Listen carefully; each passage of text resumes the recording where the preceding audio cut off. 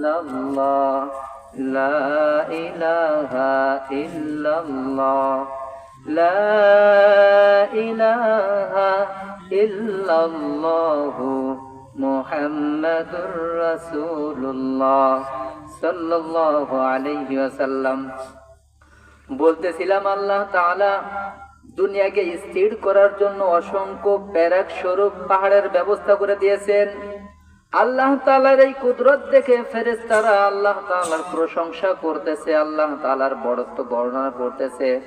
আল্লাহ তাআলার ফেরেশতারা প্রশংসা করে বড়ত্ব বর্ণনা করে আল্লাহ তাআলার কাছে প্রশ্ন করছে, আয় আল্লাহ তাআলা, এত বড় জমিন, এত বড় আসমান, এত বড় পৃথিবী যে সুন্দর করে স্থির রাখার জন্য এতগুলো প্যারাক স্বরূপ পাহাড়কে নিযুক্ত করা হয়েছে, আয় আল্লাহ তাআলা, এই পাহাড়